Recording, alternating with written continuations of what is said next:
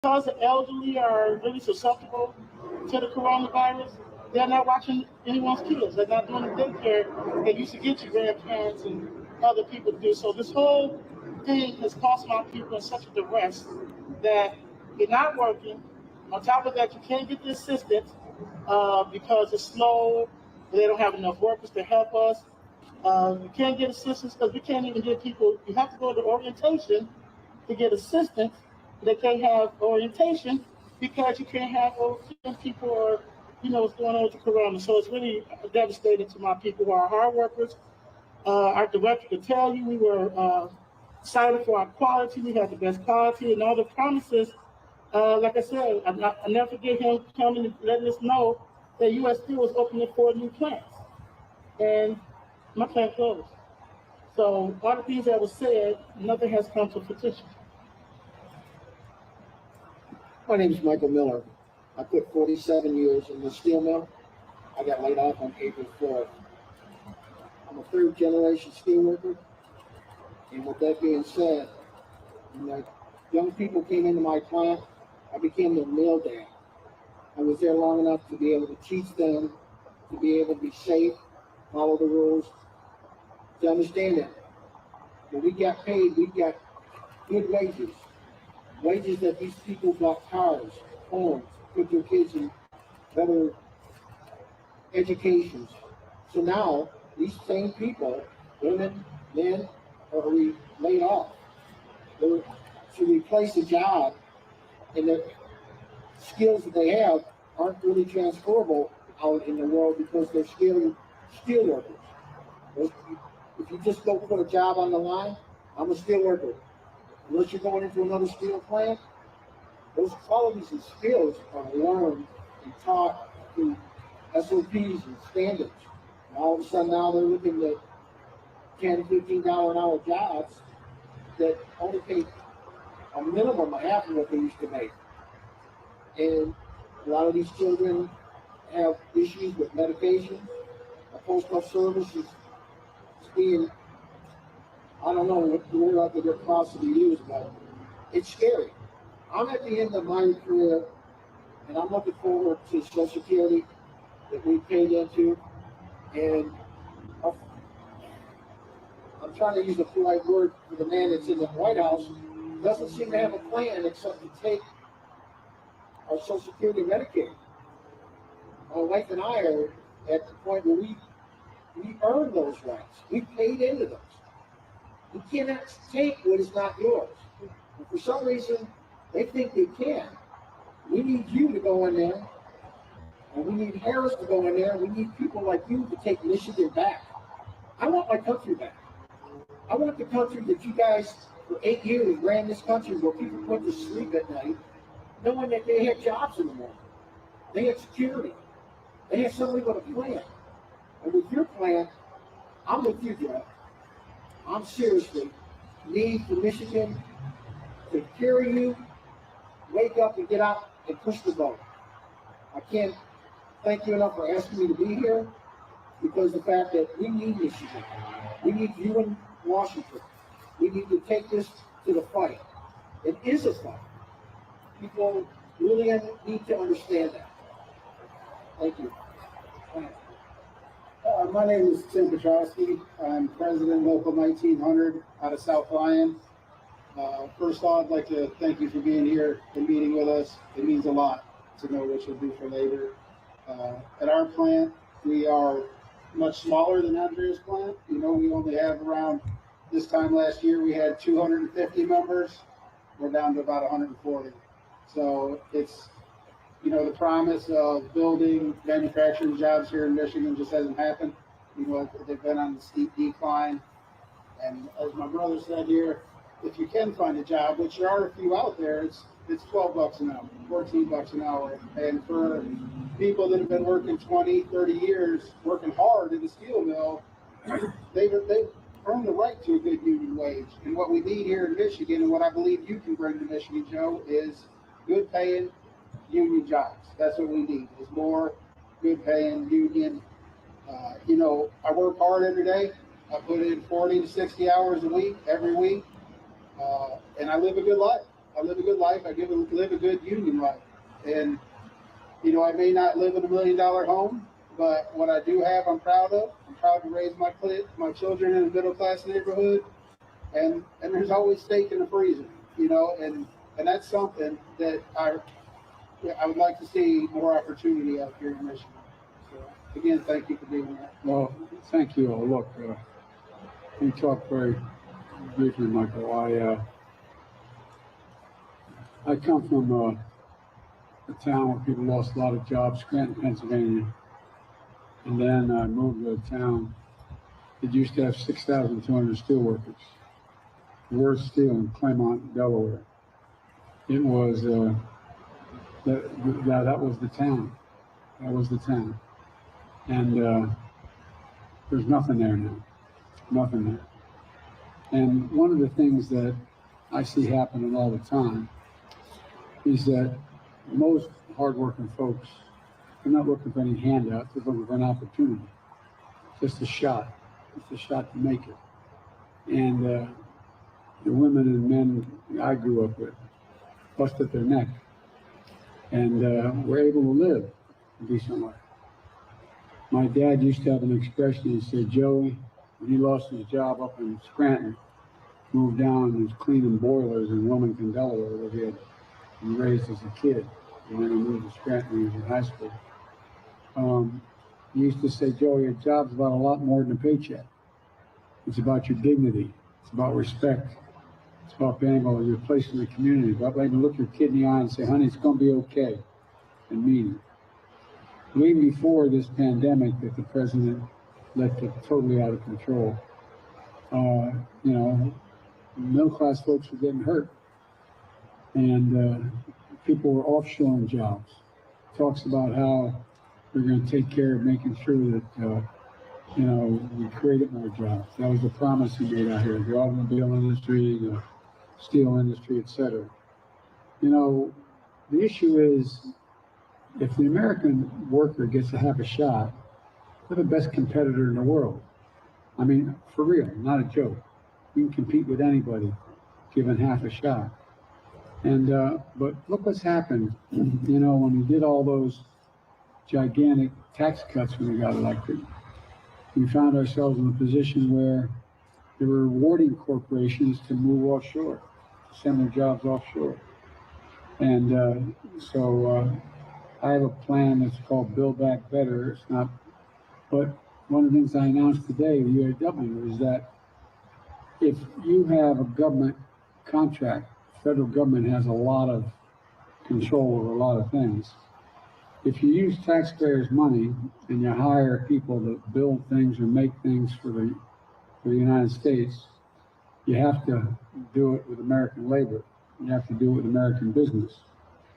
And what that means is that we're in a situation now where so much of it, you now get a tax break if you go abroad. For example, if you were to, like the drug companies have to manufacture medicines that we need. Well, if you move the plant overseas, you don't get any, it doesn't cost you anything. You don't get any penalty. Move about 7,000 jobs overseas. But what happens is when you bring it back, a much cheaper wage being paid for the portion that your company in the States, the factory you have in the States, you bring it back, you pay, there's no penalty for doing that.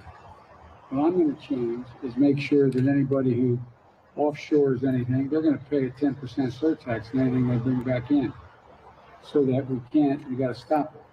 And conversely, if you come along and someone's going to open up a steel mill, someone's going to open up an automobile facility, open up any facility they're going to make, build it or expand something or increase wages for labor. What happens is you get a 10% credit. You'll pay for 10% the government of anything you built. So you're building a new shop and it's going to cost you $100,000 just to make it easy. You get $10,000 of that. 10% of that gets paid for by the federal government. So we encourage people to come home and we discourage people to go abroad. But one of the biggest things going on, you talked about, everything from who should be paid and how they should be paid. When we did the Recovery Act, after the last recession we inherited, Barack and I was able to get past, I was asked to do it, I was able to convince 3 of my Republican colleagues to change their vote. We got it passed. And even the conservative office said it saved us from a depression.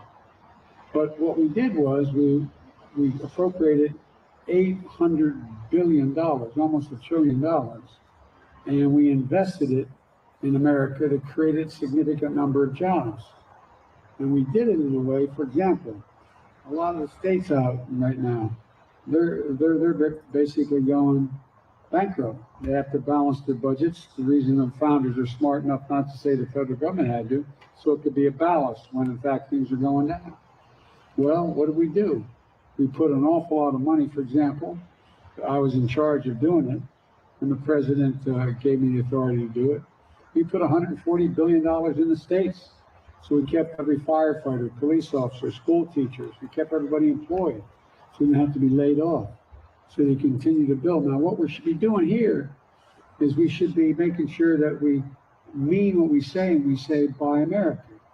We have a proposal for when the president allowed me to run that program, we had the largest infrastructure project building roads and bridges and ports and the like since when Eisenhower built the interstate highway system. And as a consequence of that, we were able to pour billions of dollars into the economy. And if you notice, every one of those jobs and I insist that they be prevailing wage. They had to be union wage. If you're going to work it, you had to be a prevailing wage. You could not get the contract if you in fact were paying somebody $15 an hour. And so we began to grow. But along this guy comes and decides that doesn't make, he keeps talking about infrastructure, how we're going to need significantly more steel and cement, all these things. Well, he hadn't offered one single thing. He said he had an infrastructure project that was going to start in 2016, 2017, 2018, 2019, 2020. He had not one single thing. In the meantime, a lot of your fellow employees, as they get laid off or get closed down, a lot of these companies are going under. And what's happening is they're losing their health insurance they had paid into all these years. And what's he doing? He's out there trying to flat eliminate the existing healthcare system that exists. You talk about Social Security and Medicare. You know, I was talking about this for a long time and people thought I was kidding. Well, he has a proposal that sounds real good to do away with the payroll tax for the employer-employee that going to put more money in a salary, but guess what? By the year 2023, the Social Security actuary said Social Security will be busted, done, over. Not a penny to be able to pay anybody their Social Security. What tells that all about? And then you remember when the Republican Congress tried to cut the Medicare by several $1 billion. What are we doing here? We should be expanding this, not cutting it, And here's the bottom line.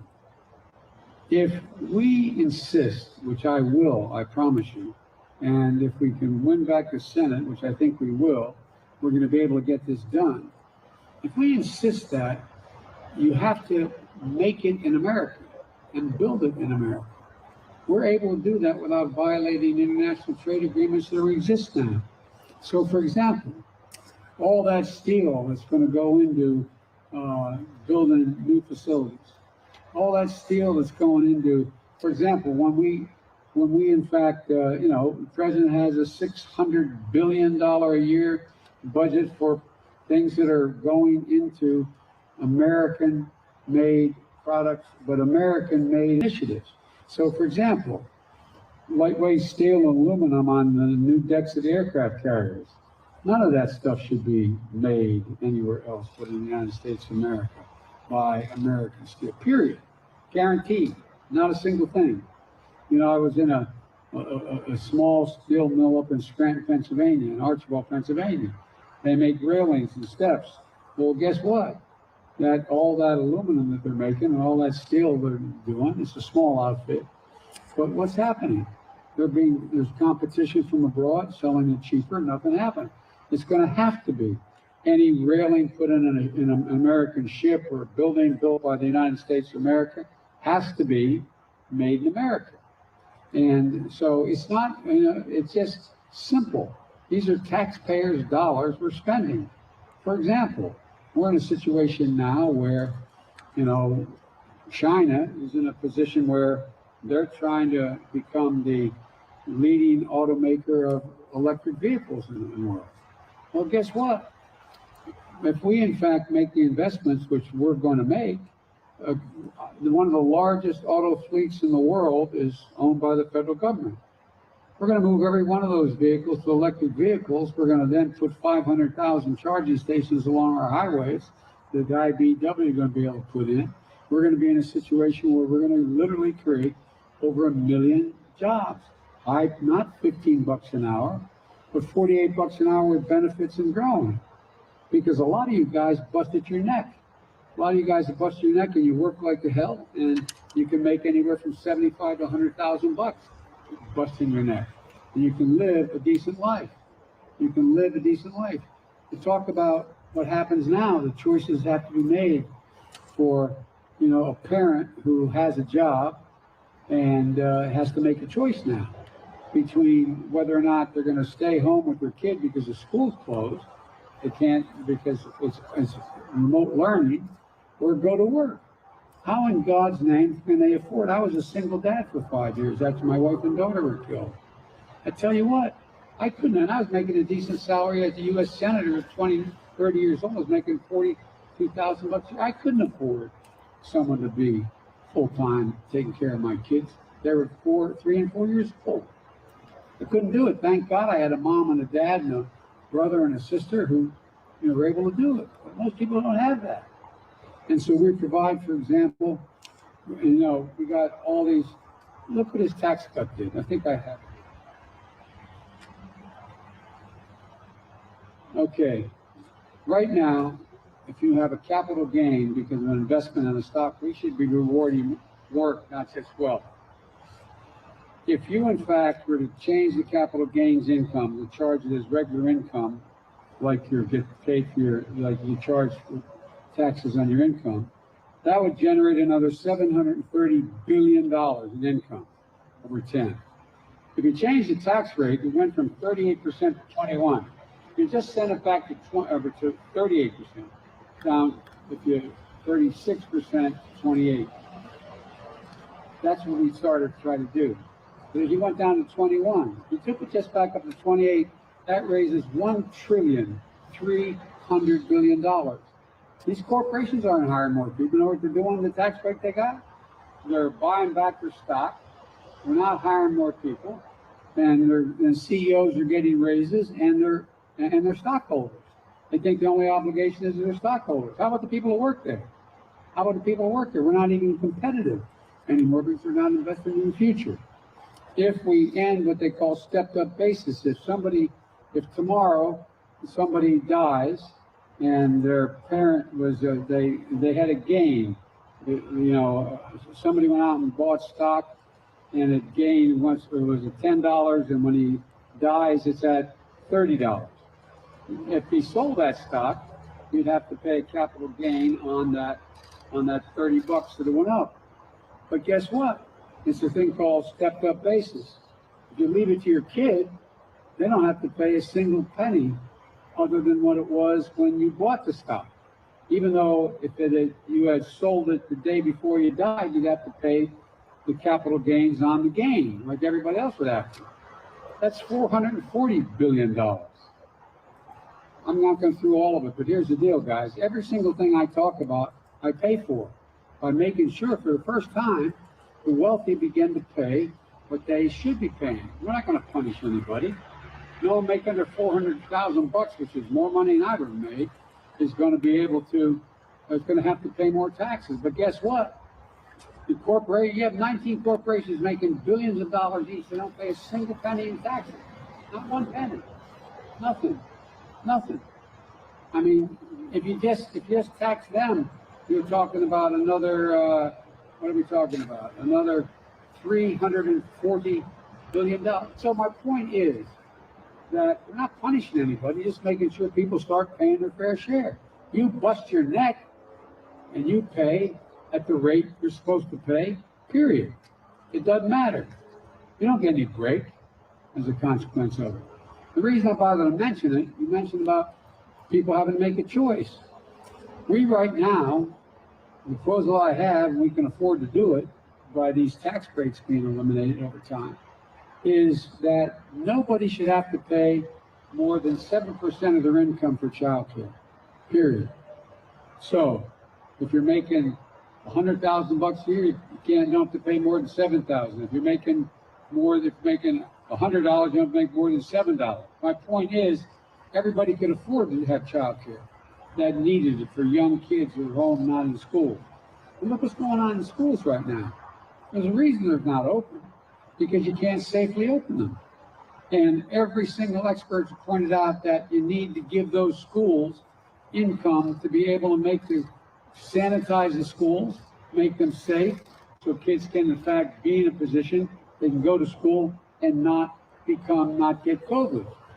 Well, guess what?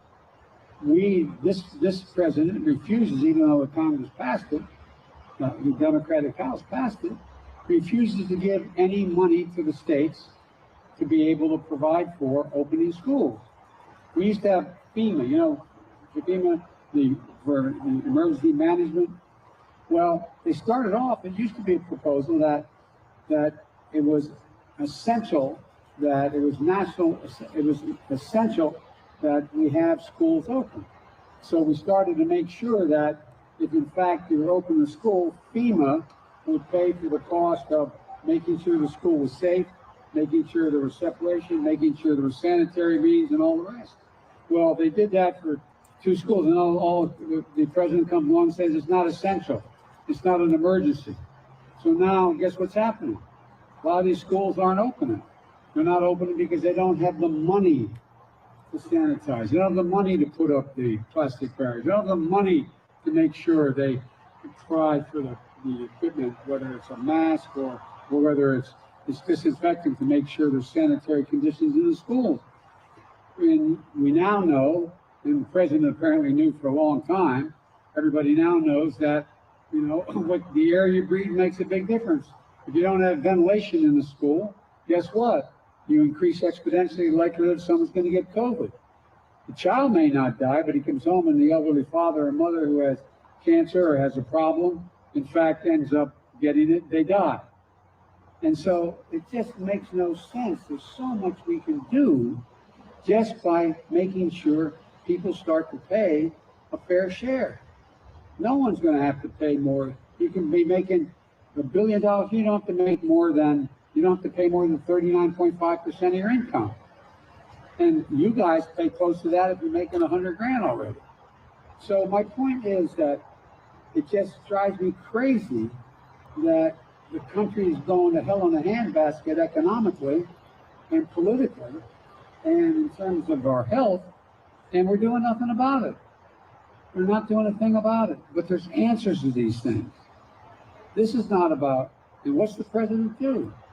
We keep from being able to have us focusing on that and try to scare the hell out of you. Watch out, man. Black Lives Matter. They're going to come and get you and burn down your city. Look, violence is violence. Protest, everybody's freedom of speech, you're allowed to protest, period. But anybody who torches a car, smashes windows, breaks into a store, I don't care who they are. It's illegal. It's wrong. It's violence. They should be arrested if you can arrest them. But notice this guy. Only thing he does is just pour, fuel on the flames. Talks about how they're coming for you. I mean, it's all about division. We have a chance to unite the country. And by the way, the idea that we're going to be in a situation we're going into the middle of the second portion of the 21st century, and we don't have the steel capacity, steel, to make sure we can continue to build this country and invest in technology that's needed. One of you guys were talking about how we have accomplished and acquired the technological capability of doing anything anybody else can.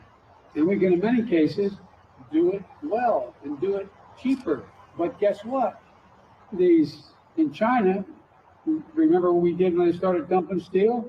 We put gigantic tariffs on them. They stopped dumping the steel. Well, it's just wrong the way we're going about it, but it's all about making sure the big guy continues to do very well and unions are crushed. Think about it. Look, one of the piece of good news we have is I got in trouble about 15 years ago for saying that the Chamber of Commerce and corporations declared war on labor. And even when I spoke to FLC on National Convention, hey, yeah, Joe, right. Well, guess what? Declared war on labor. My dad, another expression. The only way you can fight abuse of power is with power. The only power we can put together is union power. Not a joke. You're the guys that keep the barbarians at the other side of the gate. And for the first time in over 50 years, a majority of the American people say they want unions, and they join unions. The majority of the American people, highest that it's been in 50 years, because people are all of a sudden realizing you're the only guys that have the power to do anything. You're the only guys that keep them in the game. What happens is, if you're not a member of a union, you find yourself, if you're an hourly worker, you have to sign a non-compete agreement. I work for Jimmy John's sandwich place, and I can't go across town to McDonald's to get 5 cents more. What's it all about? Depressing wages. That's all it's about. Or overtime. Guess what? You reclassify as management. Management, because you're the person at the grocery store that controls the person who brings the cart out that has the spaghetti sauce on it. Now you're management. You control the cart. You know the deal. But people are finally waking up and realizing the only reason to have any overtime, any of these things, is because of unions. Unions. And by the way, the Fair Labor Standards Act, way back in the time of Roosevelt, it said you can have unions. It didn't say that. It said that not only unions allowed, it said we should encourage unions, promote unions. That's what it says, promote unions. And so that's what this is all about, balancing the power. So people have a fighting chance to make a case for their worth. That's what it's about. But it's been absolutely decimated. But we can bring it back. I mean, we really can. With your help, with union help, you guys and women standing up, we can bring it back. Because like I said, you have, 60% of the American people saying they join a union now. When's the last time we heard that? When's the last time you heard that? But they figured it out. And look, it used to be a basic bargain. I'm going to stop talking here. It used to be a basic bargain. If you contributed to the well-being of the enterprise you worked with, you got to share in the benefits. So if the company did well, you did well. If the company did poorly, you did poorly. That's all been blown apart. That doesn't work that way anymore. When corporations do well, you don't benefit from it. Unless you're part of a union, you can negotiate for it. You don't benefit from it. What do? They go buy back their own stock, raising the price of the stock. Shareholders get benefits. And then what happens? The CEOs end up making a lot. It used to be the CEOs, don't know the exact number, but I think it was 30 years ago, CEOs made something like 38 times as much as the average employee in the corporation. Now it's over 400 times. What the hell happened? And here's the bad part. Even they're beginning to figure out, some of these guys, because they're eating their own seed corn. They're not investing in anything. They're not investing in research and development. What are they doing? They're making a quick hit, and they know they're going to get the hell out, but they're going to have these gigantic salaries. We can change it. The American public is onto it. And I think we can really begin to change it. The first thing we have to do is, we've been around for 100 years. Made in America, we got to mean it, enforce it. Make it in America. And when in fact it's taxpayers' dollars. So there's a lot I think we can get done. But do you guys want to ask me some more questions about anything at all? Well, one of the key things, and I'm glad you touched on, and I wanted to hear that, my members wanted to hear that, about the increased need for unions, is because that's a safe place where women, especially women of color or other women, we can make equal amount of money as the men. That's what we love about unions. And about the young youth, if you have a parent like me, I'm a single mom, and the reason why unions will prevail for me, we really need you to address this and keep our health care and expand on that, because my oldest has lupus. So with having lupus, she couldn't get in the military because the Air Force wouldn't let her in because of her condition. She wants, she's a lawyer, and that helped me with the Obamacare to keep her on my insurance till she was 26. That's right. Okay?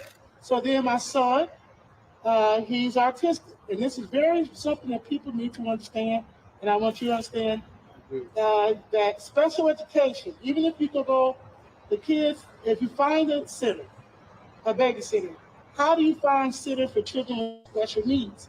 It's already horrible to find sitter who's essential worker, but it's a person like me, president of my local, and I'm skilled trades. I'm an electrician by trade at U.S. Steel, and the union job allowed me to get a trade. It allowed me to, the company paid for me to get a skill that's applicable here in the country, and that's a lot of things that unions do.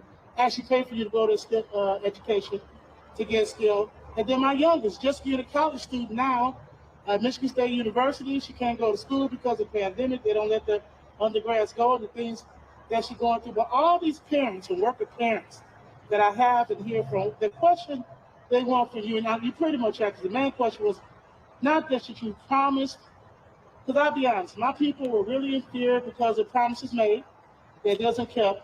But now you explain. They wanted you to explain how was you going to go about it. Well, I can Just tell you- saying keep the manufacturing jobs, but you explained a lot exactly how you were going to bring the Let me tell you manufacturing one jobs. other thing, how we're going to do it. The ACA, there's a law that was passed saying children with disabilities would be able to get special education and could be educated to the degree to which they're educable. And we've never funded it. It's never been fully funded in school. I'm going to make sure we fund it, totally fund it. So number one, you get the kind of help that's needed when the child with they have autism or any other problem, they're able to go to school and be educated to the degree to which they can with specialists educating them, number one. Number two, you talk about whether or not your daughter with lupus. Well, guess what? Not only did what we passed make sure that she could stay in the policy till she was 26, but that she could not be charged more for a pre-existing condition. Over 100 million people have a pre-existing condition. What that meant was, when in fact they were going for insurance themselves, the insurance company could charge an exorbitant amount of money for the pre-existing condition. They cannot do that now under the law. He's trying to get rid of that law right now. What I'm going to do, and I've laid it out and been fighting for it, and we're going to get it done, is three things. Number one, we're going to make sure that in the Obamacare, if you don't have the money, if you qualify for Medicaid and the state doesn't have Medicaid for you, you automatically can enroll in a Medicare-like plan under this, what they call the option in the Biden plan. It's going to add on what Brock and I wanted to do when we put it together. It means that if you don't have the money, you automatically will be fully covered without having to pay anything for a Medicare-like plan within Obamacare. If you are wanting to get a gold plan from the Obamacare, we subsidize it. It costs a lot of money. My program will cost about $750 billion over 10 years because we considerably lower the payments you have to pay to get into the highest rated plan. We reduce drug prices significantly. Nobody was going to be able to charge for a drug that, in fact, unless they go before a board like they do in other countries of experts made up, and say, how much did you spend in researching and developing this drug? You get to make a significant profit. I called 13 of these drug companies together when I was doing the so-called, when I was asked to put together a whole proposal relating to cancer and the rest. And I got them all together, and I said, what do you think you should be able to charge for a drug that can save someone's life with a rare disease? They said, whatever the market will bear. I said, wrong. The only thing you can charge is you get a reasonable return on the investment you made, just like a utility company. And so now it's going to have to happen, and we'll get this passed because even some Republicans agree with me on this. What's going to happen is you'll go, and most drugs are now bio-based drugs, not chemical-based drugs. The ones that are dealing with the immune system. But, so we're a drug company. I go and I want to get a patent for the drug company, okay, for my product. That is a real lifesaver. So I got to go before a board of 25 people of outside experts, and they set the price. And when the price is set, they can make a significant profit.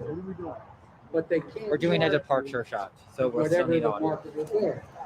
And when they do that, they cannot raise the price beyond the cost of inflation unless they demonstrate that they've done something new to change the product.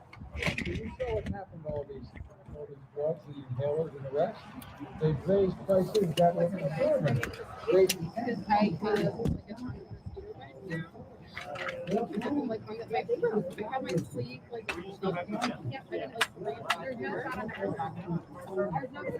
There's nothing. There's nobody here.